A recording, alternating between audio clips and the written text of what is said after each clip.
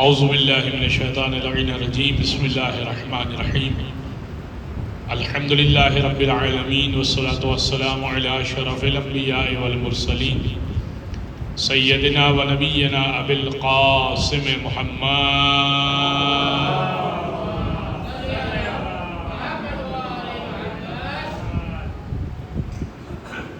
وعلى أهل بيته الطيبين الطاهرين واللعنة الدائمة على أعدائهم أجمعين من يوم ظلمهم وعداوتهم إلى قيام يوم الدين. أما بعد فقد قال الله سبحانه وتعالى في محكم كتاب مبين بسم الله الرحمن الرحيم فضلا من الله ونعمة والله عليم حكيم وإن الطائفتان من المؤمنين اقتتلوا فاصلحوا بينهما فإن بغت إحداهما على الأخرى فقاتلوا التي تبغي حتى تفيء إلى أمر الله فإن فاءت فاصلحوا بينهما بالعدل واقسطوا إن الله يحب المقسطين. صلوات على محمد وآل محمد.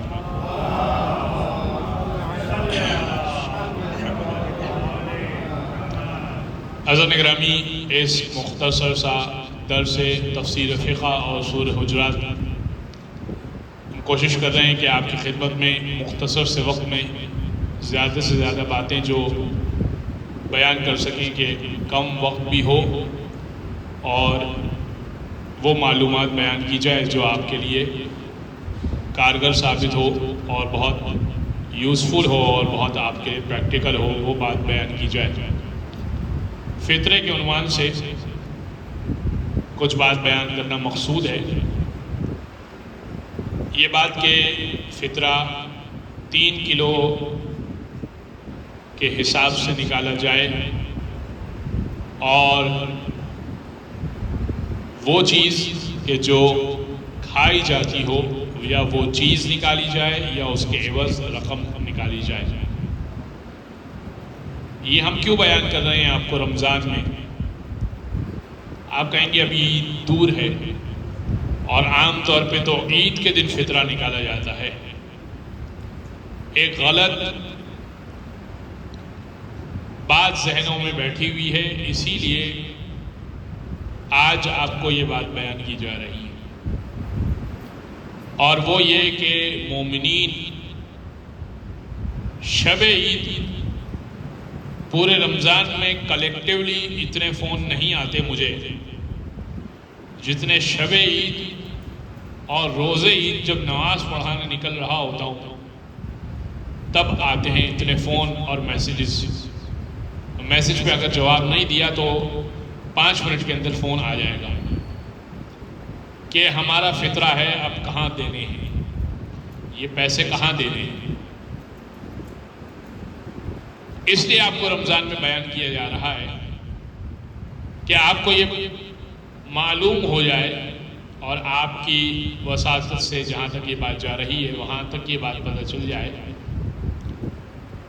کہ فطرہ آپ ماہ مبارک رمضان میں بھی آیت اللہ سیستانی کے مطابق نکال سکتے ہیں، اور دیگر مراجع بھی اس بات کی اجازت دیتے ہیں کہ آپ ماہ مبارک رمضان میں فطرہ نکال دیجئے. نیت یہ کیجئے کہ ابھی جو میں مستحق کو دے رہا ہوں یہ قرضے کی نیت سے دے رہا ہوں، اور جیسے ہی عید کے چاند کا اناؤنسمنٹ ہو جائے، شب عید لگ جائے، آپ فطرے کی نیت کر لیجئے. گویا کہ آپ نے 10 رمضان کو، 12 رمضان کو، 15 رمضان کو فطرہ دے دیا ہے، یعنی رقم حوالے کر دی ہے ادھار کی نیت سے، قرض کی نیت سے، اور شب عید نیت کر لی کہ وہ جو قرض میں نے اس کو دیا تھا وہ معاف، اور گویا کہ وہ فطرہ ہو گیا. کتنا آسان ہے. اب آپ کو کسی کو فون کرنے کی بھی ضرورت نہیں پیش آئی اور کہیں مستحق تلاش کرنا بھی نہیں پڑا کہ کہاں ڈھونڈیں اس وقت مستحق. یاد رہے کہ عید کی رات آپ کو مستحق نہیں ملے گا، یعنی رات میں اس وقت سب بزی ہوتے ہیں، اس وقت آپ نے مولانا صاحب کو تنگ کرنا ہے. اس لیے آپ کو مسائل بیان کیے جاتے ہیں تاکہ آپ مسائل پر عمل کریں. تو ایک بات تو میں نے آپ کی خدمت میں یہ بیان کی کہ چیز نکالی جا سکتی ہے جو عام طور پہ کھائی جائے. آٹا ہو گیا، چاول ہو گئے، دال ہو گئی، یہ کھائی جاتی ہے. کھجور، کشمش، شوق ہو رہا ہے آپ کو، اللہ نے دیا بہت ہے، آپ کو نوازا ہے، بہت طریقے ہیں اس کے دینے کے. اللہ کی راہ میں مسجد کی تعمیر میں لگائیے اور دیگر جگہوں پر کار خیر میں لگائیے جو صدقہ جاریہ خاص طور پہ ہو، جیسے کہ مسجد کی تعمیر، یا مسجد اگر کہیں توسیع پا رہی ہے، وسعت پا رہی ہے اور مسجد کو ضرورت بھی ہے تو وہاں پر اپنا حصہ ڈال دیجیے. وہ کوئی بھی جگہ ہو سکتی ہے، اس لیے کہ جب تک وہ زمین باقی رہے گی تب تک آپ کا اجر باقی رہے گا، اور زمین ظاہر ہے کہ قیامت تک باقی رہے گی، اجر تو باقی رہے گا. کوئی نماز پڑھے نہ پڑھے اس سے غرض نہیں ہے. آپ کہیں نہیں اس پہ نماز بھی ہونی چاہیے، نہیں، آپ نے اللہ کی خاطر زمین وقف کر دی، اب یہ ہو گئی آپ کے لیے اجر کہلا دیا. تو بہت طریقے ہیں اور، لیکن کھجور کا فطرہ نکال دیا. کھجور غذا کے طور پر نہیں کھایا جاتا. کشمش کا فطرہ نکال دیا، کشمش کے حساب سے فطرہ نکال دیا، یا 3 کلو کشمش نکال دی. یہ 3 کلو کشمش کون کھائے گا؟ 3 کلو کھجور کون کھائے گا؟ یا اس کے عوض رقم نکال دی. رقم تو پھر کام آ جائے گی لیکن فطرہ پھر بھی کاؤنٹ نہیں ہوگا. خلاصہ کلام یہ کہ چیز وہ کہ جو کھائی جاتی ہے. اب میں نے آپ کی خدمت میں پہلے یہ بھی عرض کیا تھا کہ آپ اس بندے کو بھی دے سکتے ہیں جو آپ کے بہاف پر فطرہ ادا کرنے کی ذمہ داری اٹھا لے کہ بھائی میں آپ کے بہاف پر فطرہ دے دوں گا. ایک اور مسئلہ بیان کر دوں، اور وہ یہ کہ مثال کے طور پر اب یہ مسئلہ بیان کروں گا تو بہت سارے اور سوالات آپ کے ذہن میں آ جائیں گے، لیکن ان سوالات کے جوابات ابھی اس نشست میں ممکن نہیں ہوں گے. لیکن صرف ایک مسئلہ سن لیجیے، اور وہ یہ کہ آپ جس کی کفالت کرتے ہیں اس کا فطرہ آپ کو خود ادا کرنا ہے اگر آپ غریب نہیں ہیں تو. اس کا کیا مطلب ہوا؟ اس کا مطلب یہ ہوا کہ اگر آپ کا فطرہ کوئی اور ادا کر دے تو وہ کاؤنٹ نہیں ہوگا. اور اس کی پریکٹیکل مثال اب اگر میں دوں گا تو آپ کے لیے مسائل پیدا ہوں گے. اور وہ یہ کہ ایک باپ ہے جس کی 2 اولادیں ہیں اور دونوں شادی شدہ ہیں اور بچے اپنا اپنا کما رہے ہیں اور اپنی بیگمات کا خرچہ بھی اٹھا رہے ہیں. تو فطرے گھر میں جو نکلیں گے وہ 3 فیملیز کے نکلیں گے. باپ اپنی زوجہ کا ادا کرے گا اور جو 2 اولادیں اپنی اپنی زوجہ کے حساب سے، اور اگر ان کے بچے بھی ہیں تو اپنے اپنے فطرے الگ نکالیں گی. لیکن ہو یہ رہا ہے پریکٹیکلی کہ باپ جو ہے وہ گھر کے فرد کا گنتا ہے کہ گھر کے مثال کے طور پر ایک میری زوجہ، 2 میرے بچے ہو گئے 3، اور ان کی 2 جو ان کی وائفز ہیں تو یہ 5 ہو گئی، یعنی 2 بہویں میری اور ایک میں خود، یہ ہو گئے 6 بندے. 6 بندوں کے حساب سے وہ فطرہ ادا کر دیتا ہے. گویا کہ اس نے اپنے بیٹے کا فطرہ بھی خود نکال دیا، جبکہ بیٹے کا فطرہ بیٹے پر خود واجب تھا.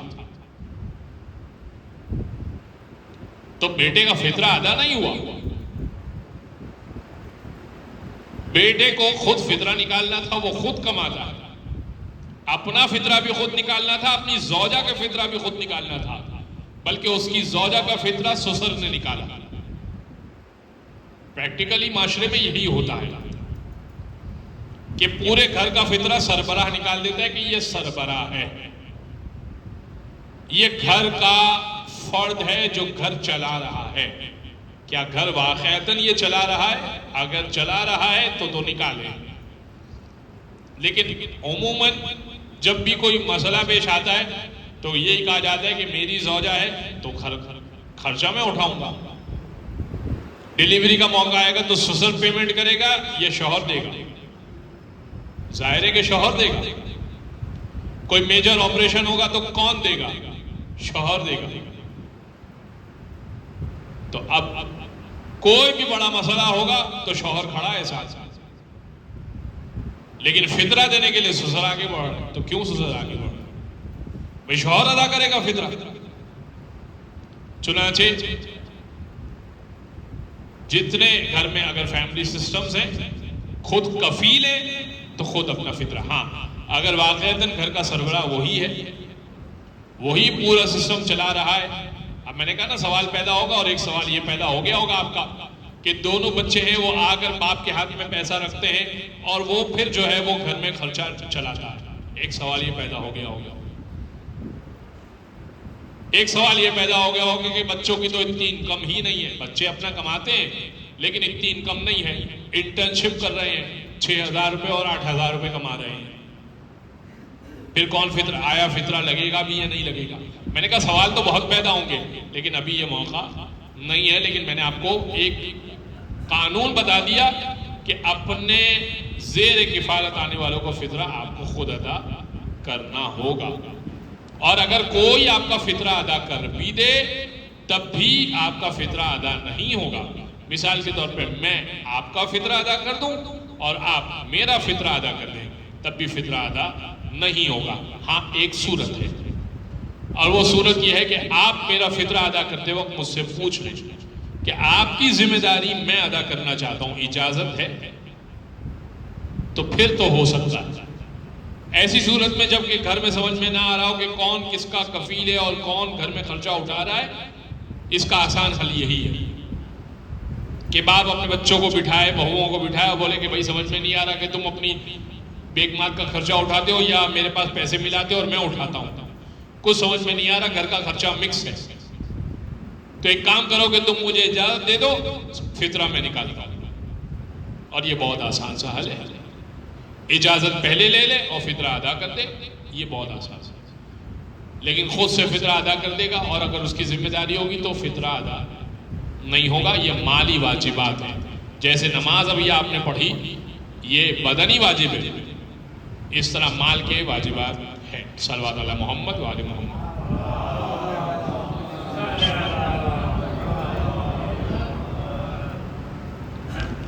اب آ جائیے آیت نمبر 9 کی تلاوت کر کے فقط ترجمہ, اور آیت نمبر 10 کو آج ہم نے ڈسکس کرنا ہے. اب ہمارے پاس دن چونکہ بہت کم رہ گئے ہیں تو ہم ذرا سا تیزی کے ساتھ جائیں گے. وہ لوگ کہ جن کے دل میں فسوق, عصیان اور کفر نہیں ہے اور وہ اللہ کے رسول کی ہر بات کو مان لیتے ہیں, وہ رشد اور ہدایت پر ہیں. یہ بات ہوئی تھی فضلا من اللہ و نعمہ, اللہ کا فضل بھی ہے, اللہ کی نعمت بھی ہے. واللہ علیم حکیم, اللہ جاننے والا ہے, اللہ حکمت والا ہے. آیت نمبر 10 میں ایک واقعے کی طرف اشارہ ہے. وَإِنِ الطَّائِفَتَانِ مِنَ الْمُؤْمِنِينَ, اور جب مومنین میں سے دو گروہ اقتتلوا فاصلحوا بینہما فإن بغت احداہما علی الأخرى فقاتلوا التي تبغی حتی تفیء الی امر اللہ. جب مومنین میں سے دو گروہوں میں سے ایک میں ایک دوسرے سے الجھ پڑے, فاصلحوا بینہما, دو گروپس مومنین کے جھگڑ پڑے, وہ ہوتا ہے فاصلحوا بینہما, تو ان دونوں کے درمیان صلح کرا لو. فإن بغت احداہما علی الأخرى, اور ایک دوسرے کا باغی ہو جائے, یعنی ایک گروہ دوسرے کا باغی ہو جائے, بغاوت پہ اتر آئے. اور یہ بغاوت علی الظاہر ایسی نہیں ہے کہ فقط ظاہر میں دکھ رہی ہو بغاوت, یہ ایٹیٹیوڈ کی بغاوت ہو، یہ بغاوت کسی ایسی بغاوت ہو کہ جو ہتھیار کے ساتھ بغاوت ہو۔ مومنین کے دو گروہوں میں جب اختلاف ہو جائے تو تم صلح کروا لو، اور جب ایک گروہ دوسرے کے خلاف بغاوت کر جائے، بغاوت کون سی؟ کردار کی بغاوت نہیں کہ اب ہم بات نہیں کر رہے، اب بات یہاں پر پہنچ گئی کہ ہتھیار اٹھا دیے، تو اب قرآن کیا کہہ رہا ہے؟ فَقَاتِلُوا الَّتِي تَبْغِي حَتَّى تَفِيَ إِلَىٰ أَمْرِ اللَّهِ، تو ان کے خلاف تم بھی قتال کرو، جنگ کرو۔ اب یہ مومن کہاں رہا؟ یہ بات سمجھیے آپ، مومن سے جھگڑ پڑے، الجھ پڑے، بحث و تکرار ہو، یہ نارمل ہے، ہو سکتا ہے ہو جائے۔ ایمان والا ایمان والے سے بحث کر لے، ایمان والے کا ایمان والے سے اختلاف ہو جائے، اتنا اختلاف ہو جائے کہ ایک دوسرے کی بات سننے کو تیار نہ ہو، لیکن اتنا اختلاف ہو جائے کہ ہتھیار نکل آئیں، اتنا اختلاف ہو جائے کہ ایک دوسرے کے خون کا پیاسا ہو جائے، تو جو سب سے پہلے ہتھیار نکالے گا اور دوسرے کے خون کا پیاسا ہو جائے گا تو وہ مومن نہیں رہا۔ اب سب سے پہلے کہ جس نے بغاوت کی اس کے خلاف اقدام کیا جائے گا، اس لیے کہ اب یہ مومن نہیں رہا۔ اس آیت کا ایک تو پس منظر ہے، اور بعد میں بھی یہ واقعات پیش آئے، یعنی اس آیت کے بارے میں رسول نے فرمایا تھا کہ ایک تو شان نزول کے اعتبار سے یہ آیت ہے، اور میں دیکھ رہا ہوں کہ کچھ عرصے بعد پھر یہ آیت کا مصداق کچھ لوگ کھڑے ہوں گے، مفہوماً بات کو عرض کر رہا ہوں۔ تو صحابہ نے عرض کیا تھا کہ یا رسول اللہ، چند عرصے بعد پھر یہ بات ہوگی کہ مومن مومن سے جھگڑا کرے گا اور ایک مومن دوسرے مومن پر بغاوت کرے گا، اور پھر ان کے خلاف قتال کرنا ہوگا، جنگ کرنی ہوگی؟ فرمایا کہ ہاں۔ کہا کہ وہ کب ہوگا؟ کہا وہ جو میری جوتی کو صاف کر رہا ہے اس کے ساتھ یہ واقعہ ہوگا۔ تو اس وقت جوتی کو صاف کر رہے تھے حضرت عمار ابن یاسر، اور عمار ابن یاسر کے خلاف، جو عمار ابن یاسر جنگ صفین میں ساتھ تھے مولا کائنات کے، اور مولا کائنات کے خلاف جس نے بغاوت کی تھی وہ بہت روز روشن کی طرح واضح ہے کہ جنگ صفین ہوئی تھی۔ تو تم بھی جو ہے وہ ان کے خلاف قتال کرو، بظاہر ایمان والے۔ ترجمہ سن لیجیے، حتی تفیہ الی امر اللہ، یہاں تک کہ امر خدا کی طرف پلٹ آئیں، اس قدر ان کے خلاف قتال کرنا ہے۔ فَإِنْ فَاءَتْ فَأَصْلِحُوا بَيْنَهُمَا، پس اگر دونوں پلٹ آئیں تو صلح کر لو، مسئلہ سالو ہو گیا۔ وہ بندہ کہ جس کے خلاف جس نے دوسرے مومن کے خلاف، جس نے دوسرے گروہ کے خلاف ہتھیار اٹھائے تھے، آپ نے اس کے خلاف ہتھیار اٹھا لی،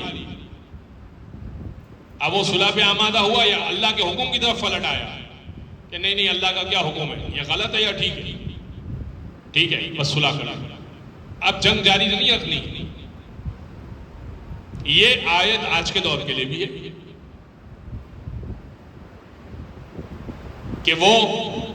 کہ جو بظاہر صاحبان ایمان ہیں لیکن کفار کو اپنے اڈے فراہم کر رکھے ہیں،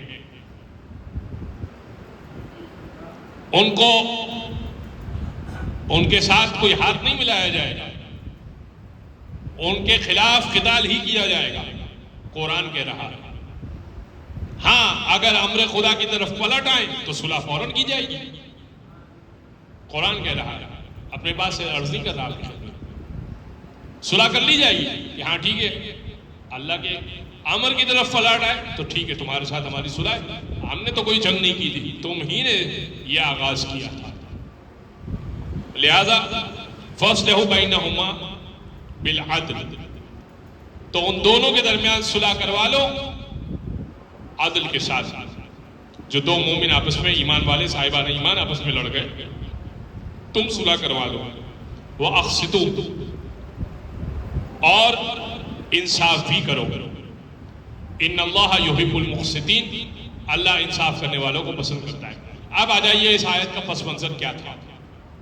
یہ آیت کیوں اتری تھی، کب اتری تھی؟ میں نے کہا تھا نا، ایک تو وہ تھا جو شان نزول تھا، اور ایک شان نزول کے بعد رسول نے فرمایا تھا کہ میں دیکھ رہا ہوں کہ اس آیت کا مزاج بعد میں بھی پیش آئے گا. تو بعد والا تو میں نے پہلے عرض کر دیا، لیکن اصل کیا واقعہ ہوا تھا؟ ہوا یہ تھا کہ رسول گرامی ایک گھر میں رکے، اور وہ گھر تھا عبداللہ ابن ابی خزرجی کا. اب جیسے ہی عبداللہ ابن ابی خزرجی کے گھر میں رکے تو عبداللہ ابن ابی خزرجی اور عبداللہ ابن رواحہ، یہ دو ایک نام کے ہیں، عبداللہ اور عبداللہ، لیکن ایک خزرجی قبیلے کا ہے اور ایک اوسی قبیلے کا ہے. عبداللہ ابن ابی اور عبداللہ ابن رواحہ، وہ خزرجی عبداللہ ابن ابی خزرجی، عبداللہ ابن رواحہ اوسی. خزرجی اور اوسی قبیلے کی ویسے ہی لڑائی چل رہی تھی. تھے مسلمان، رسول اللہ پر ایمان رکھتے تھے، لیکن ایسے لڑتے تھے. عرب ویسے جاہل تھے تو لڑتے رہتے تھے ہر وقت، چھوٹی سی بات میں بھی لڑائی شروع ہو جاتی تھی کسی بھی بات پر. تو ہوا یہ کہ رسول گرامی عبداللہ ابن ابی خزرجی کے یہاں پر ٹھہرے، اور جس خچر پر سوار ہو کر رسول اللہ آئے تھے، اس خچر نے، ظاہر ہے کہ جانور ہے وہ تو گندگی کرتا ہے، اس نے گندگی کی. تو عبداللہ ابن رواحہ کو موقع مل گیا. اس نے کہا لو تمہارے گھر کے باہر تو اب اس کو یہ تکلیف تھی کہ رسول اللہ میرے گھر کیوں نہیں آئے، گھر بھی پاس پاس تھے. اب یہ تو نہیں کہہ سکتا کہ رسول اللہ تمہارے گھر کیوں آئے، میرے گھر کیوں نہیں آئے. بھائی رسول اللہ کی مرضی، جس کے گھر جائیں. تو بہانہ یہ کیا کہ لو گندگی کر دی. تو سامنے سے عبداللہ ابن ابی نے اس دوسرے قبیلے والے کو، جو اوسی قبیلے کا عبداللہ ابن رواحہ تھا، اوسی قبیلے کا، اس کو کہا کہ تیری شکل اور تیرے قبیلے سے زیادہ تو اس گدھے کی جو لید ہے وہ اچھی ہے، اس لیے کہ یہ رسول اللہ کی سواری ہے. اب بات تو کر دی اس کو. اب یہاں سے بات شروع ہوئی تو ادھر جو ہے اس نے کہا کہ اچھا تو تم میرا مذاق اڑا رہے ہو. اب یہاں سے تلوار نکل آئی. وہ موقع چاہیے ہوتا تھا کہ ہتھیار نکالنے کا. اب رسول اللہ گھر میں تشریف فرمائے اور باہر لڑائی ہو رہی ہے. اور یہاں پر آیت نازل ہوئی کہ جب دو افراد لڑ پڑے، یہ دو افراد نہیں لڑے، ادھر سے دوسرا پورا قبیلہ آ گیا، ادھر سے پورا قبیلہ آ گیا. وہ کہہ رہا ہے کہ اس نے بات تو ٹھیک کی ہے، وہ کہہ رہا ہے اس نے یہ بات کی ہی کیوں ہے. وہ رسول اللہ نے بیچ بچاؤ کیا اور بات کو ختم کیا کہ بھائی آپ اس طرح کی بات نہ کریں کہ جو کسی کو گرا گزرے. فَاصْلِحُوا بَيْنَهُمَا، ان دونوں کے درمیان صلح کرا دو. اگر وہ مان جائے اور اگر وہ نہیں مانے تو قتال کرو. تو یہ اس آیت کا مختصر سا پس منظر تھا جو میں نے آپ کی خدمت میں پیش کیا. بعد میں جنگ جمل کے لیے بھی آئے تھے، جنگ صفین کے لیے بھی آئے تھے. مسلمانوں کے ہی گروہ ہے نا بظاہر. تو یہ آیت آج کے دور کے لیے بھی صادق آتی ہے. پروردگار سے دعا ہے قرآن سیکھنے، سمجھنے، عمل کرنے کی توفیق عطا فرمائے. ہماری کوششوں کو جو ہم رمضان میں پروردگار کی بارگاہ میں کر رہے ہیں اسے اپنی بارگاہ میں قبول و منظور فرمائے. دین کی خاطر زیادہ سے زیادہ کوشش کرنے کی توفیق عطا فرمائے. امام کے ظہور میں تعجیل فرمائے، ظہور کی بہترین تیاری کرنے کی توفیق عطا فرمائے. وآخر دعوانا الحمدللہ رب العالمین.